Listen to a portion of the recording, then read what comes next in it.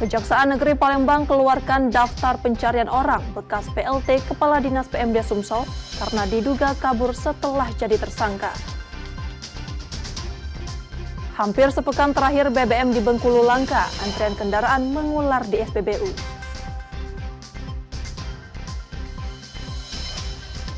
Seorang pria warga Depok jalan kaki ke Tanah Suci untuk menunaikan ibadah haji tahun depan.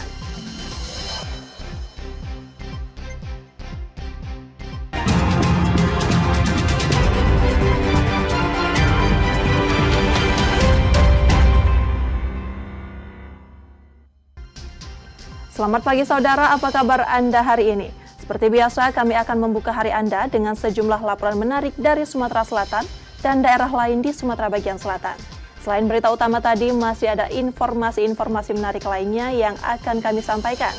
Bersama saya Rizka Selviana, inilah Kompas Sumbaksel selengkapnya. Di Kompas TV, independen, terpercaya.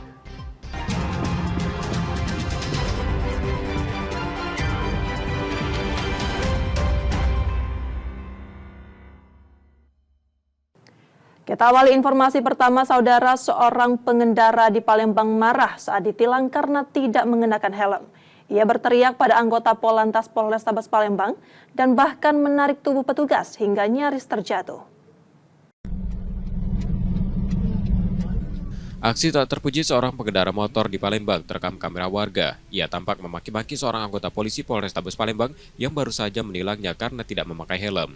Tak berhenti di situ, pengendara tersebut juga menarik-narik petugas hingga nyaris membuatnya terjatuh. Meski diperlakukan kasar, anggota Polri itu tetap tenang dan memilih meninggalkan lokasi tanpa membalas perlakuan tersebut. Menurut Kasat Lantas Polrestabes Palembang, insiden itu terjadi pada Senin 27 Mei 2025 sore di underpass Simpang Patal Palembang.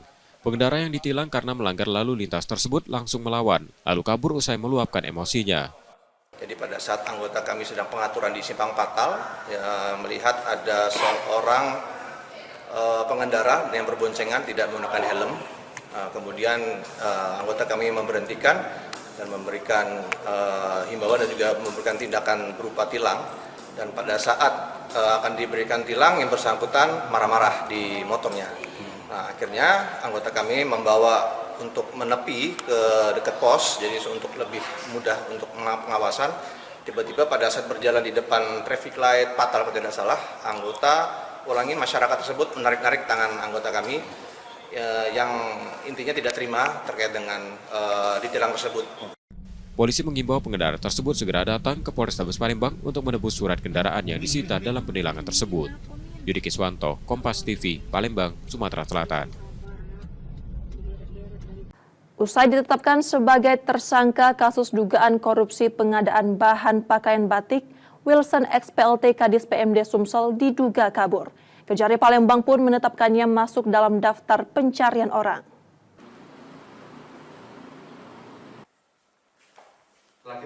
Tim penyidik pidana khusus Kejaksaan Negeri Palembang menetapkan Wilson, mantan PLT Kepala Dinas Pemberdayaan Masyarakat dan Desa Sumatera Selatan, sebagai tersangka baru dalam kasus dugaan korupsi pengadaan bahan pakaian batik perangkat desa. Proyek yang bersumber dari anggaran tahun 2021 itu diperuntukkan bagi 13 kabupaten dan kota di Sumatera Selatan. Sejak dipanggil pertama kali pada 18 Oktober 2024 hingga terakhir pada 14 Mei 2025, Wilson tak pernah hadir panggilan penyidik. Ia diduga kabur setelah mengetahui dirinya ditetapkan sebagai tersangka. Karena sulit dilacak, Kejari Palembang menerbitkan daftar pencarian orang atas nama Wilson. Masyarakat yang melihat atau mengetahui keberadaan tersangka diimbau segera melaporkannya ke kantor kejaksaan terdekat. 25 April ada surat sakit dari Rumah Sakit Siloam untuk dirawat ataupun untuk mendapatkan waktu istirahat dari tanggal 30 April tahun 2025 sampai dengan tanggal 2 Mei tahun 2025. Karena sakit, akhirnya kita panggil kembali. Tetapi tim intelijen Kejaksaan Negeri Kota Palembang telah melakukan pemantauan di tempat tinggalnya. Itu yang bersangkutan tidak ada. Kita cari lagi di titik tempat yang lain. Untuk sementara belum kami dapat. Kasus ini menyebabkan kerugian negara sekitar 871 juta rupiah. Sebelumnya 3 tersangka lain dalam perkara yang sama telah divonis bersalah Pengadilan Negeri Palembang. Yudi Kiswanto, Kompas TV, Palembang, Sumatera Selatan. Sementara itu, saudara, aksi pecah kaca yang terjadi di salah satu sekolah di Palembang, Sumatera Selatan ramai diperbincangkan di media sosial. Pelaku yang diduga lebih dari 2 orang terekam kamera memecahkan kaca jendela dengan martil saat dini hari.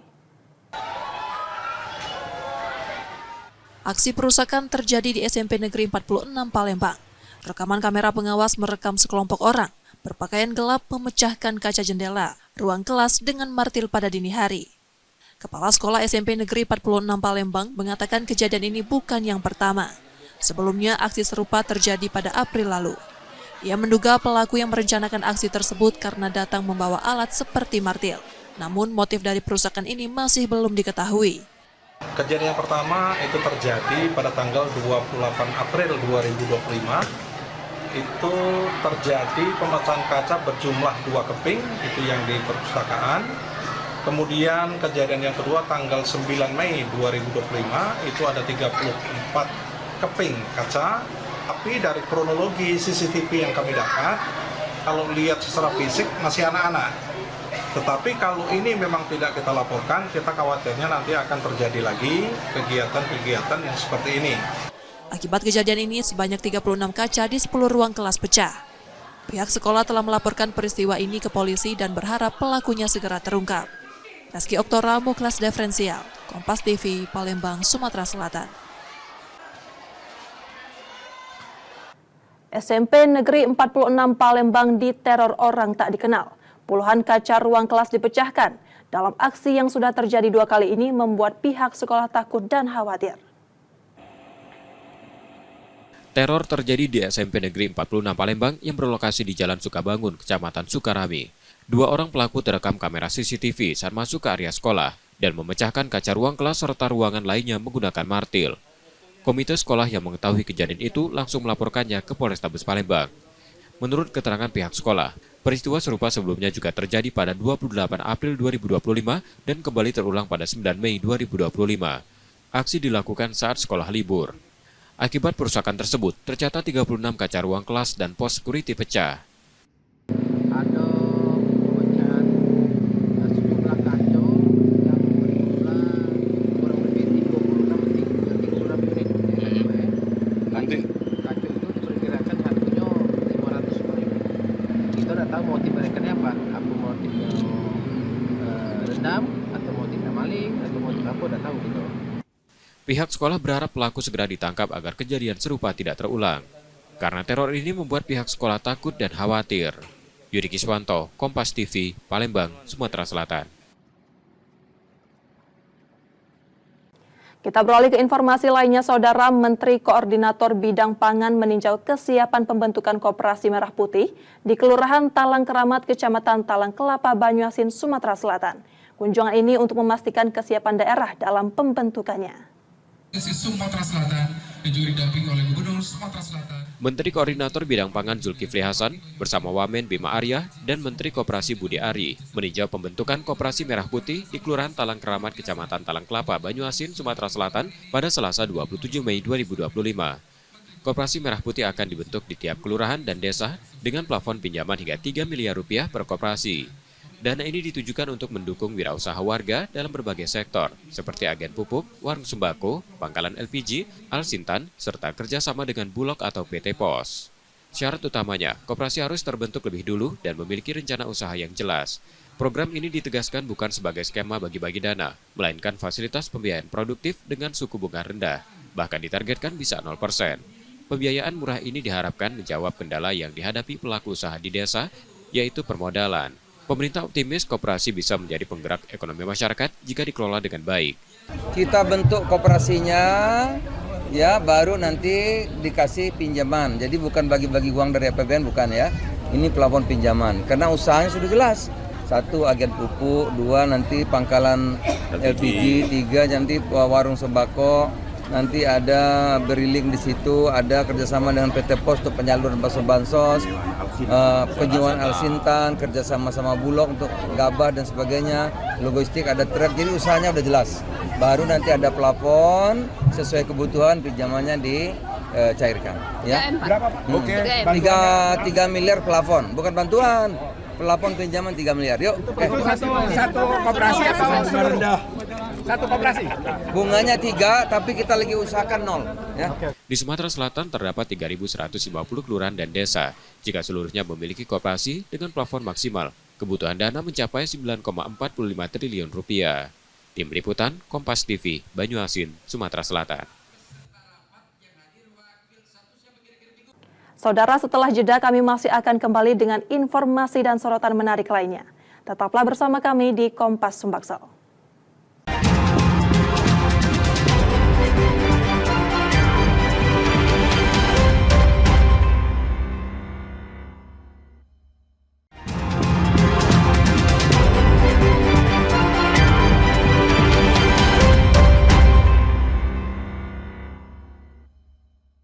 Saatnya kita akan melihat sorotan dari daerah di Sumatera bagian selatan.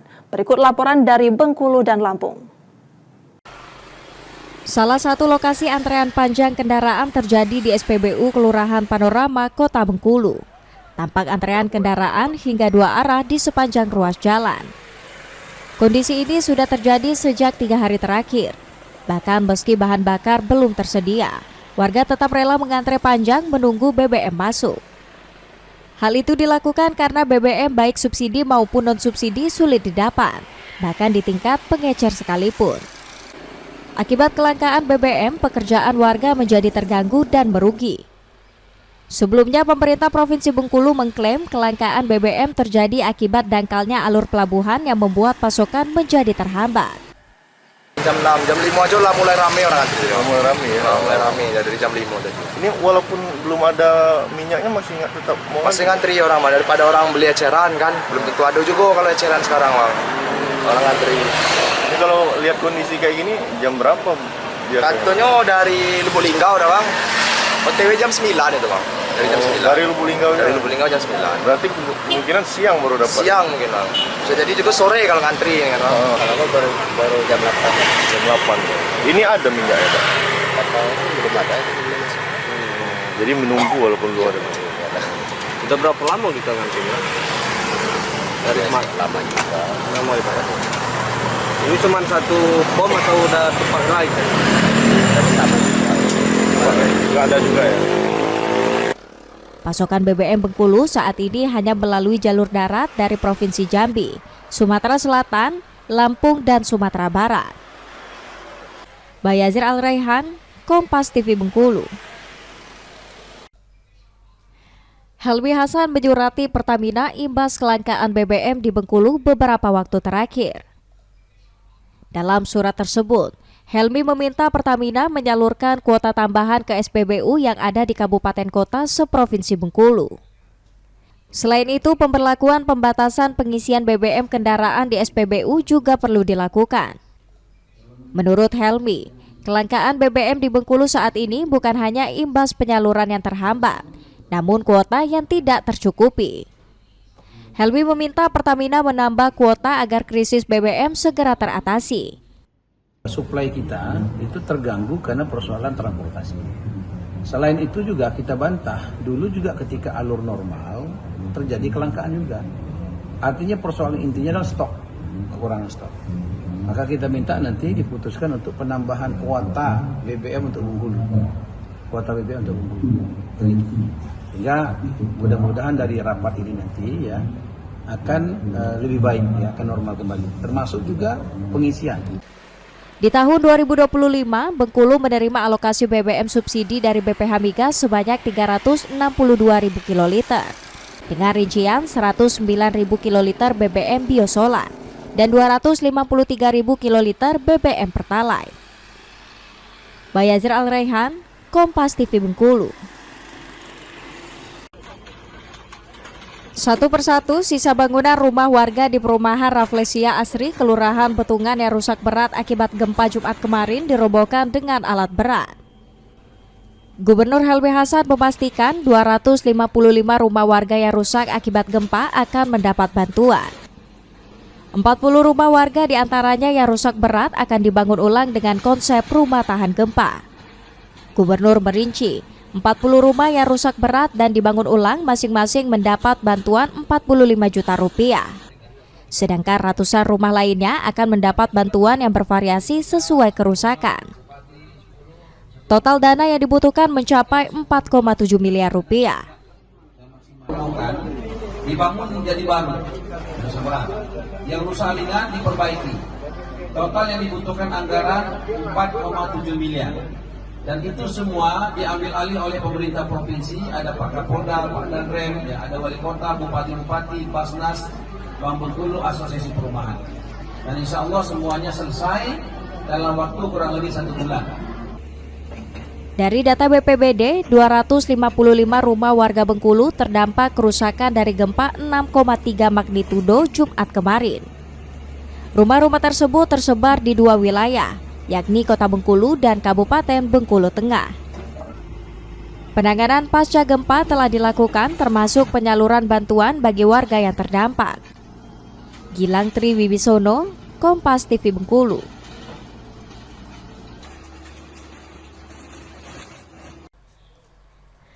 Dengan pengawalan ketat prajurit TNI, jaksa menyita tanah seluas 1.500 meter persegi bersama bangunan megamall dan pasar tradisional modern yang berdiri di atasnya.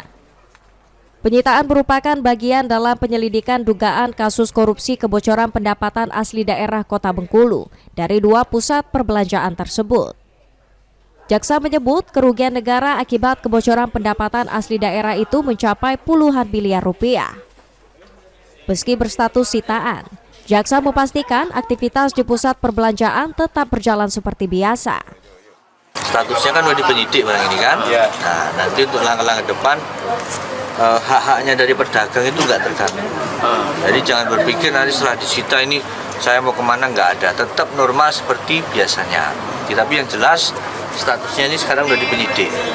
Ya, ada 2 tadi disampaikan sama beliau. Tanah maupun bangunannya megamall sama PTM. Luasnya segitu tadi ya. 1.500 itu ya Pak? Kurang lebih. Ya. Perkiraan Bang? Puluhan miliar. Puluhan miliar pastinya Pak. Kantor tidak ditutup. Sebelumnya dalam kasus ini penyidik telah menggeledah sejumlah lokasi dan menyita dokumen serta komputer. Dugaan kebocoran pendapatan asli daerah terjadi sejak berdirinya bangunan mal di tahun 2004 hingga sekarang. Bayazir Al-Rehan, Kompas TV Bengkulu. Misteri pembunuhan 2 bocah kakak beradik di Kabupaten Pesisir Barat Lampung masih menyisakan luka mendalam bagi para orang tua korban. Kedua orang tua saat ini masih dalam kondisi trauma dan terpukul atas hilangnya nyawa kedua buah hati yang masih berusia 8 dan 4 tahun. Dalam kasus ini, polisi masih belum menetapkan tersangka pembunuhan. Namun upaya penyelidikan dan penyidikan terus dilakukan dengan memeriksa puluhan saksi dan menunggu hasil laboratorium forensik dari bukti yang diamankan. 23 saksi. Masalah terkait dengan satu saksi yang belum pulang itu, saksi tersebut masih dititipkan di rumah singgah. Kalau keseharian saksi yang belum pulang, apa sih kegiatan sehariannya? Memang dia masih sekolah, masih kuliah UT. Ya. Seharian sekolah, sehari juga dia ikut orang tuanya ke kebun. Hari-hariannya biasa? Memang hari-hariannya yang belum pulang ini memang tertutup, kurang bergaul, itu masalahnya. Keluarga menyerahkan sepenuhnya proses hukum ke polisi dan berharap pelaku bisa segera ditangkap dan diberi hukuman setimpal dari perbuatannya. Roma Fria Idam, Kompas TV, Lampung.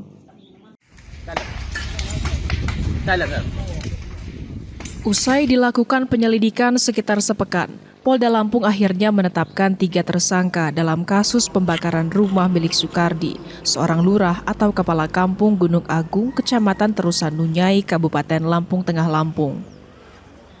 Penetapan tersangka ini setelah polisi memeriksa sekitar 24 orang saksi dan mengamankan sejumlah barang bukti kuat hingga melakukan gelar perkara.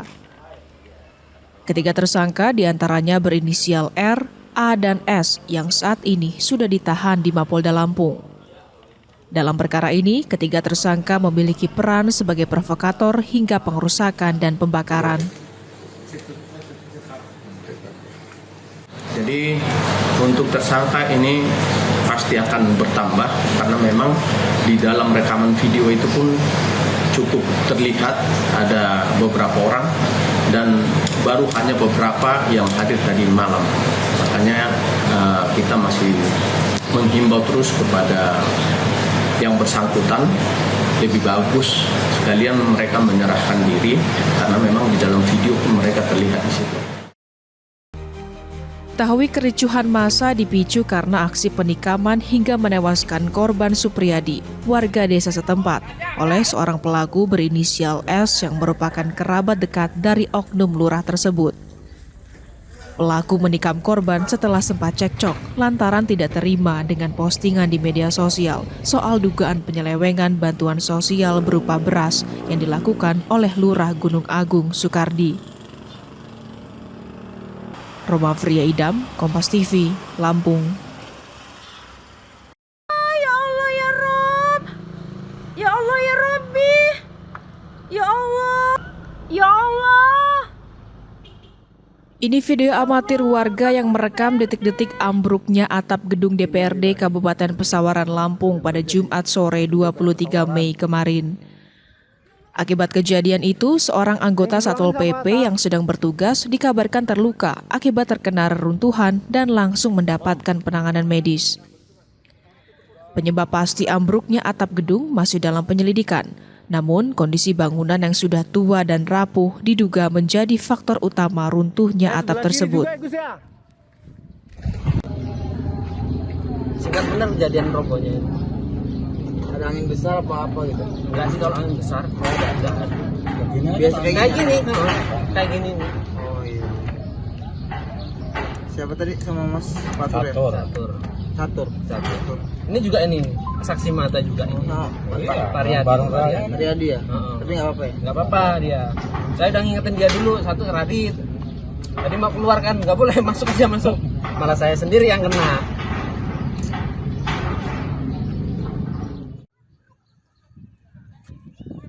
Peristiwa ambruknya atap gedung DPRD Kabupaten Pesawaran yang dibangun dengan nilai fantastis ini menjadi sorotan di tengah masyarakat yang mempertanyakan kualitas bangunan.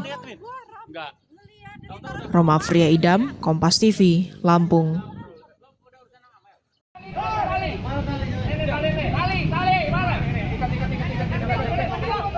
Aksi pencurian berhasil digagalkan. Seorang pelaku yang ditangkap nyaris menjadi bulan-bulanan kekesalan warga.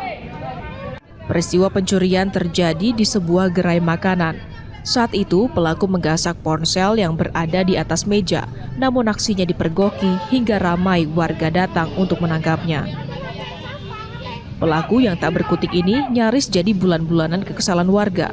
Beruntung, petugas yang tiba di lokasi langsung mengamankan dan membawanya ke kantor polisi untuk diperiksa. Saya jeritlah maling-maling dia keluar lewat sini. Saya tarik jaketnya sampai jatuh, baru dia ketangkap. Berapa orang nih? 2, satu naik motor sama dia, yang naik motor kabur. Itu dia sempet di ini, karena ketahuan dilempar balik ke bawah situ, ke bawah ini. Itu baru HP 2 itu sih yang baru mau diinin. Kini atas perbuatannya pelaku terpaksa menjalani hukuman penjara. Roma Fria Idam, Kompas TV, Lampung. Saudara, demikian tadi sorotan dari Bengkulu dan Lampung. Setelah jeda, kami masih akan kembali dengan informasi menarik lainnya. Tetaplah bersama kami di Kompas Sumbaksel.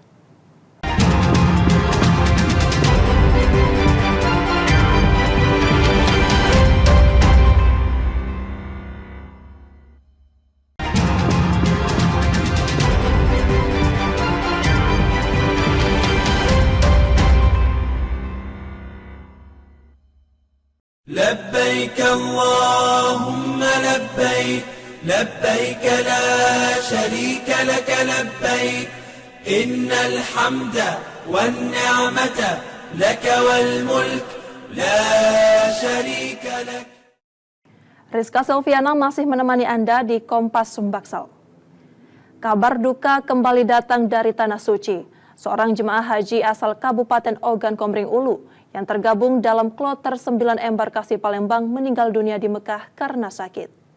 Untuk bapak-bapak dari sebelah kanan kami, khusus untuk selamat datang. Satu lagi jemaah haji asal embarkasi Palembang wafat di Tanah Suci. Najamuddin Abdul Syukur, jemaah asal Kabupaten Ogan Komering Ulu yang tergabung dalam kloter 9, meninggal dunia pada 23 Mei 2025 di usia 63 tahun. Almarhum sempat dirawat di Klinik Kesehatan Haji Indonesia Mekah sebelum dinyatakan meninggal dunia. Jenazahnya telah dimakamkan di pemakaman Soraya Mekah. Dengan berpulangnya Najamuddin, jumlah jemaah haji embarkasi Palembang yang meninggal dunia kini menjadi 4 orang. 2 diantaranya berasal dari Bangka Belitung dan wafat di Madinah. Sementara 2 lainnya termasuk Najamuddin berasal dari Sumatera Selatan dan meninggal di Mekah. Jadi pada tanggal 23 Mei yang lalu, 2 hari yang lalu, itu ada jamaah haji asal Ogan Komering Ulu dari kloter 9 atas nama Pak Najamuddin ya, usia 63 tahun, meninggal dunia di KKHI Mekah karena sakit dan beliau sudah dimakamkan di pemakaman Soraya Mekah. Untuk meninggalnya sendiri Pak, karena kenapa Pak? Karena sakit ya, karena sakit dan dirawat di Klinik Kesehatan Haji Indonesia Mekah. Meninggalnya di klinik berarti? Iya betul. Yes, berarti sejauh ini sudah 4 Pak ya? Betul, jadi jamaah haji embarkasi Palembang yang meninggal itu ada 4, 2 dari Sumatera Selatan dan 2 dari Kepulauan Bangka Belitung. Kloter 9 yang diikuti almarhum berangkat ke Tanah Suci pada 13 Mei 2025 pukul 9 waktu Indonesia Barat. Muhammad Reza Pahlevi, Kompas TV, Palembang, Sumatera Selatan.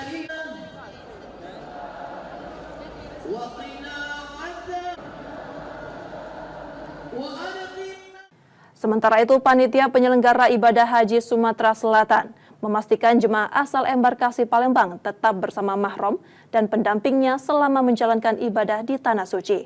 Hal ini dilakukan di tengah perubahan syariah di Arab Saudi. Dengan hati-hati, jangan sampai ada Kloter 20 embarkasi Palembang asal Kota Palembang dan Kabupaten Penukal Abab Lematang Ilir tiba di Asrama Haji Sumsel pada 25 Mei 2025 malam. Kedatangan kloter ini sudah 19 dari total 22 kloter atau 7.010 jemaah haji embarkasi Palembang yang diberangkatkan menuju Tanah Suci. Hingga saat ini, pelaksanaan ibadah haji dari embarkasi Palembang berjalan lancar tanpa kendala. Belum ada laporan jemaah yang terpisah dari mahram atau pendamping termasuk jemaah fast track. Meski masih ada beberapa jemaah yang terpisah lokasi hotel, situasi ini tidak mengganggu keutuhan kelompok mahram atau fast track yang didampingi. Di tahun ini kan kita tahu bahwa penempatan jamaah haji di Mekah itu di hotel-hotel itu berbasis syariah gitu ya, sehingga ada beberapa jamaah, ada beberapa kloter yang memang tidak berada di satu hotel atau di satu wilayah. Tapi semua itu alhamdulillah bisa diatasi. Terpisah hotel ya, tetapi kan artinya bukan terpisah mahram ya, terpisah suami istri atau terpisah pendamping dengan lansia bukan, tapi terpisah hotel dalam hotel begini, misalnya satu hotel ada 370, maka mungkin 200 di hotel A, sisanya di hotel B gitu dan lain sebagainya. Tapi itu alhamdulillah petugas haji kloter, petugas hotel selalu mitigasi ya, selalu melakukan visitasi ke setiap hotel setiap harinya untuk dilihat kondisi jemaahnya. Alhamdulillah dalam keadaan baik. Untuk jemaah lansia dengan pendampingnya tidak ada yang terpisah Pak? Alhamdulillah tidak ada yang terpisah. Pelaksanaan haji tahun ini menggunakan sejumlah syarikah, mitra resmi pemerintah Arab Saudi yang bertugas memberikan layanan pada jemaah di Tanah Suci. Sistem ini sebelumnya membuat jemaah yang terpisah dari mahram atau pendamping, terutama karena penggunaan lebih dari satu syarikah pada tahun-tahun sebelumnya. Muhammad Reza Pahlevi, Kompas TV, Palembang, Sumatera Selatan.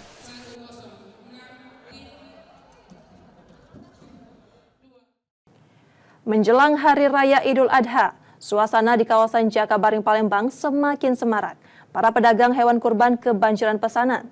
Tahun ini penjualan hewan kurban tercatat naik mencapai 34%, lebih tinggi dibanding tahun lalu.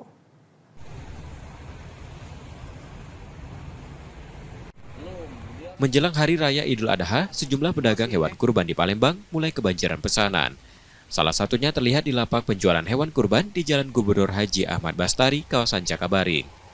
Menurut penjual, hingga akhir Mei ini sudah ada sekitar 90 ekor sapi dan 60 ekor kambing dari berbagai jenis yang dipesan untuk kurban. Sebagian besar pembeli berasal dari pengurus masjid dan majelis taklim di wilayah Palembang dan sekitarnya. Hewan kurban yang dijual di tempat ini didatangkan dari Lampung. Jenis sapi yang tersedia pun beragam, mulai dari sapi Bali, ongole, simental, limosin, kopioran, hingga sapi lokal. Harga yang ditawarkan bervariasi tergantung bobot. Sapi dengan berat 220 kg dijual mulai 17 juta rupiah, sementara yang berbobot 1 ton bisa mencapai 110 juta rupiah. Untuk kambing, harganya dibanderol mulai 2,5 juta rupiah untuk bobot 20 kg dan 7,5 juta rupiah untuk kambing seberat 80 kg. Semua hewan telah melalui pemeriksaan kesehatan dan dilengkapi sertifikat dari otoritas terkait. Untuk kesehatan, alhamdulillah, setiap kambing sama sapi sebelum keluar kandang atau keluar dari Lampung itu diperiksa cek kesehatan. Nah, itu alhamdulillah sudah bisa semuanya dalam keadaan sehat dan memang layak untuk kurban. Dan juga biasa ada pemeriksaan dari dinas-dinas kesehatan. Sudah diperiksa, Kak? Belum, biasanya nanti kemungkinan minggu-minggu ini akan ada pemeriksaan, biasanya itu 10 hari atau 14 hari sebelum kurban baru ada pemeriksaan. Tapi ini sudah melalui tahap pemeriksaan kan sebelum ke... Oh iya, itu juga kita juga sebelum keluar sudah ada suratnya. Surat juga lengkap. Dari Dinas Kesehatan juga ada Dinas Kesehatan Lampung. Dibanding tahun lalu, penjualan hewan kurban di tempat ini naik sekitar 34%.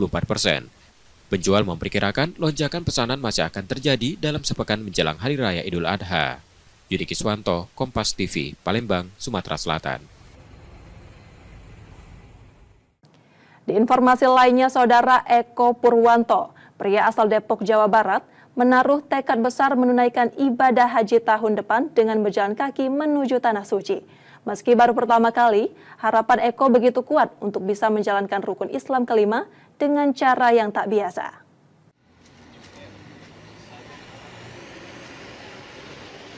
Masjid di kawasan kilometer 5 Palembang menjadi tempat singgah Eko Purwanto dalam perjalanan panjangnya menuju Tanah Suci. Sudah 23 hari, pria 37 tahun asal Depok, Jawa Barat ini melangkah menjalani ekspedisi spiritual dengan satu tujuan, berhaji dengan berjalan kaki. Eko tidak sendiri, ia kini ditemani Muhammad Eka Sandi, rekan seperjalanan yang ditemuinya di Bandar Lampung. Keduanya berbagi semangat yang sama, menempuh jarak ribuan kilometer demi menunaikan rukun Islam kelima. Perjalanan ini bukan hal mudah, apalagi bagi Eko yang baru pertama kali melakukannya.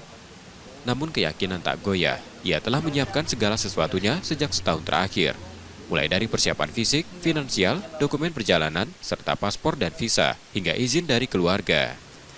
Demi tekad itu, Eko bahkan rela meninggalkan pekerjaannya. Ia menargetkan bisa tiba di Mekah dalam waktu 7 hingga 8 bulan. Untuk bertahan hidup di jalan, ia membawa batu bacaan buatannya sendiri yang dijual sepanjang perjalanan. Jadi karena saya memang ingin haji itu masih di usia yang segar, karena katanya haji itu kan butuh tenaga untuk untuk pergerakan di sana, mulai dari kegiatan hajinya lah ya. Jadi saya mencoba untuk Bismillah lah itu untuk haji jalan kaki gitu. Ini maksudnya dari mana nih? Kalau saya sih dari Depok, saya awalnya sendirian gitu, sendirian lah jalan dari Depok karena saya memang ngejar kawan-kawan yang sudah live di TikTok gitu. Nah kebetulan yang terakhir ini ada Mas Nanu di situ, saya pantau terus, jadi akhirnya kita ketemu di Bakauni Mbak waktu itu karena saya sendiri dari Depok itu. Ini kali pertama atau gimana nih? Iya, kali pertama jalan kaki. Untuk kali pertama jalan kaki ini persiapannya apa aja nih Mas? Persiapan yang jelas yang pertama fisik, terus paspor sama materi. Bagi Eko, perjalanan ini adalah pengalaman tak terlupakan. Setiap langkah menjadi bagian dari ikhtiar suci. Harapannya sederhana, semoga lelahnya berubah menjadi berkah dan menjadi fondasi dalam memperkuat iman serta pengamalan ajaran Islam. Reski Oktora, Muklas Diferensial, Kompas TV, Palembang, Sumatera Selatan.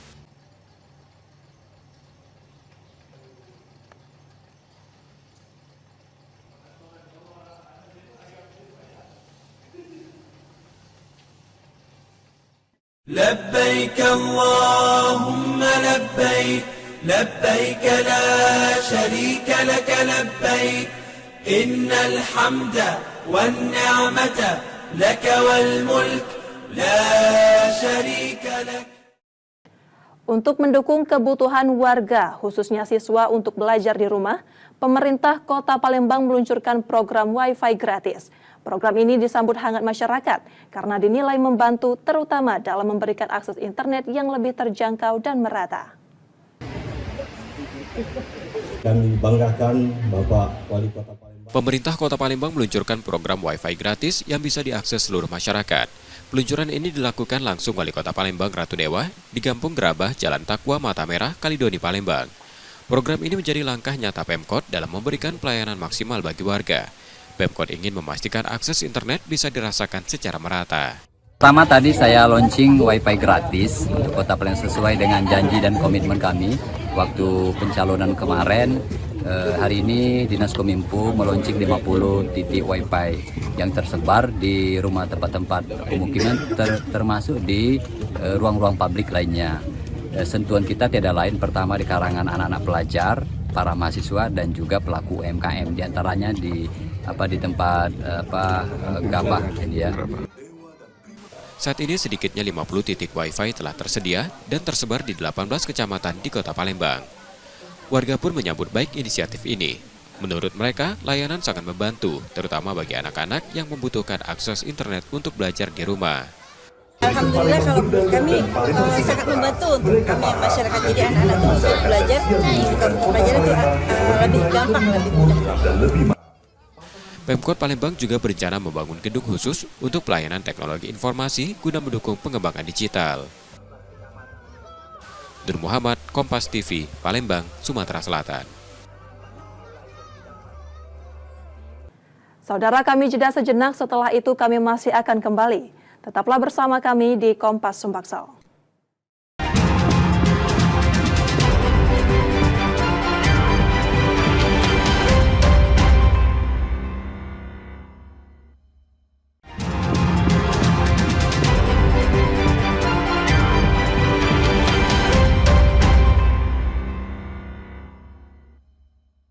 Terima kasih Anda masih menyaksikan Kompas Sumbaksel.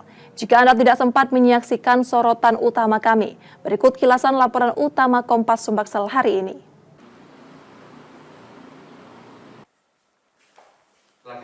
Tim penyidik pidana khusus Kejaksaan Negeri Palembang menetapkan Wilson, mantan PLT Kepala Dinas Pemberdayaan Masyarakat dan Desa Sumatera Selatan, sebagai tersangka baru dalam kasus dugaan korupsi, pengadaan bahan pakaian batik perangkat desa. Proyek yang bersumber dari anggaran tahun 2021 itu diperuntukkan bagi 13 kabupaten dan kota di Sumatera Selatan. Sejak dipanggil pertama kali pada 18 Oktober 2024 hingga terakhir pada 14 Mei 2025, Wilson tak pernah hadir panggilan penyidik. Ia diduga kabur setelah mengetahui dirinya ditetapkan sebagai tersangka. Karena sulit dilacak, Kejari Palembang menerbitkan daftar pencarian orang atas nama Wilson. Masyarakat yang melihat atau mengetahui keberadaan tersangka diimbau segera melaporkannya ke kantor kejaksaan terdekat. 25 April ada surat sakit dari Rumah Sakit Siloam untuk dirawat ataupun untuk mendapatkan istirahat, waktu istirahat dari tanggal 30 April tahun 2025 sampai dengan tanggal 2 Mei tahun 2025. Karena sakit, akhirnya kita panggil kembali. Tetapi tim intelijen Kejaksaan Negeri Kota Palembang telah melakukan pemantauan di tempat tinggalnya, itu yang bersangkutan tidak ada. Kita cari lagi di titik tempat yang lain, untuk sementara belum kami dapat. Kasus ini menyebabkan kerugian negara sekitar 871 juta rupiah. Sebelumnya 3 tersangka lain dalam perkara yang sama telah divonis bersalah Pengadilan Negeri Palembang. Yudi Kiswanto, Kompas TV, Palembang, Sumatera Selatan. Salah satu lokasi antrean panjang kendaraan terjadi di SPBU Kelurahan Panorama, Kota Bengkulu. Tampak antrean kendaraan hingga 2 arah di sepanjang ruas jalan. Kondisi ini sudah terjadi sejak 3 hari terakhir. Bahkan meski bahan bakar belum tersedia, warga tetap rela mengantre panjang menunggu BBM masuk. Hal itu dilakukan karena BBM baik subsidi maupun non-subsidi sulit didapat, bahkan di tingkat pengecer sekalipun. Akibat kelangkaan BBM, pekerjaan warga menjadi terganggu dan merugi. Sebelumnya, pemerintah Provinsi Bengkulu mengklaim kelangkaan BBM terjadi akibat dangkalnya alur pelabuhan yang membuat pasokan menjadi terhambat. Jam 6, jam 5 aja lah mulai rame orang antri. Mulai rame ya? Mulai rame ya, dari jam 5 tadi. Ini walaupun belum ada minyaknya tetap mau masih ngantri orang, daripada orang beli eceran kan. Belum tentu ada juga kalau eceran sekarang, Bang. Orang ngantri. Ini kalau lihat kondisi kayak gini, jam berapa biasanya? Katanya dari Lubuk Linggau udah, Bang. OTW jam 9 itu, Bang.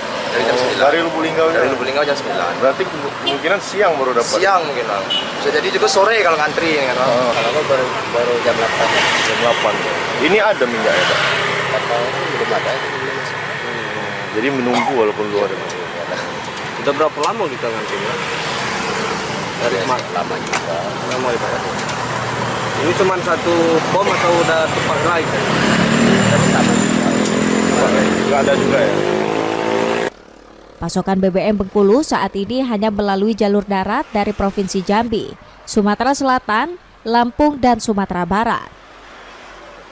Bayazir Al-Raihan, Kompas TV Bengkulu.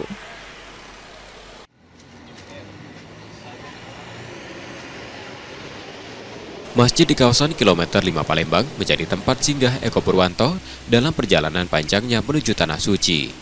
Sudah 23 hari, pria 37 tahun asal Depok, Jawa Barat ini melangkah menjalani ekspedisi spiritual dengan satu tujuan, berhaji dengan berjalan kaki.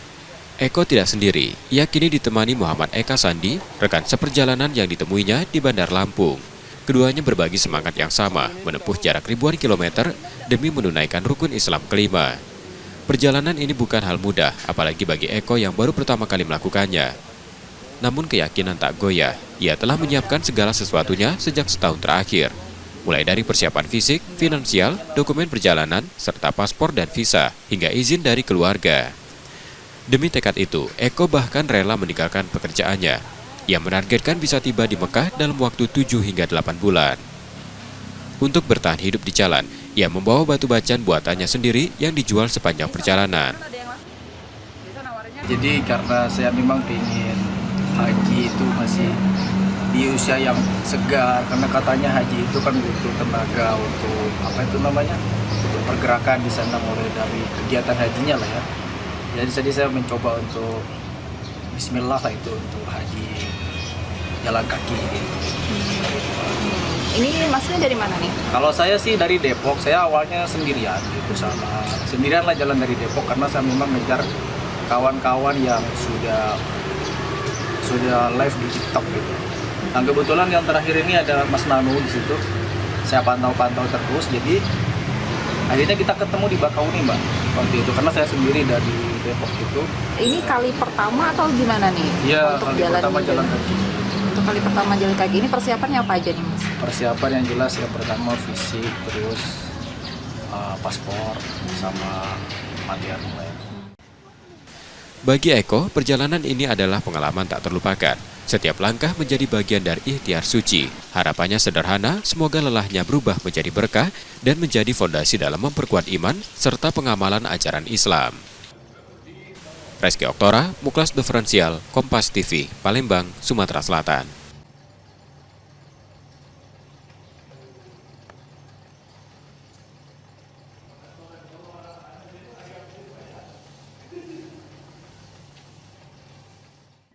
Informasi tadi saudara menjadi akhir dari Kompas Sumbaksel hari ini.